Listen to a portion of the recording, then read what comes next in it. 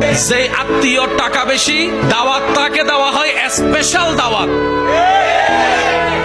আর যতই কাছের রক্তের হোক না কেন, যদি টাকাওয়ালা না হয়, দাওয়াতও তেমন ভালো করে পাই না, মেহমানদারিও তেমন ভালো করে পাই না, খাবার খেয়েছি কি খাই নাই সেইটাও জিজ্ঞেস করার কেউ থাকে না।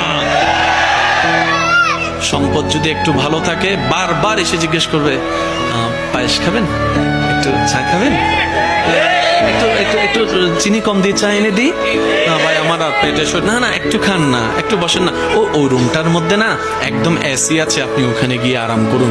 ওই দূরের আত্মীয়টা। আর যেটা কাছের আত্মীয়, সম্পদ তেমন নাই, পাশ দিয়ে গেলেও জিজ্ঞেস করে না, সে আশা নিয়ে বসে থাকে হয়তো আমাকে একটু জিজ্ঞেস করবে। আচ্ছা খাই না খাই, অন্তত জিজ্ঞেস তো একটু করুক, মনটা বড় হবে যে না আমার আত্মীয় আমাকে একটু জিজ্ঞেস করেছে।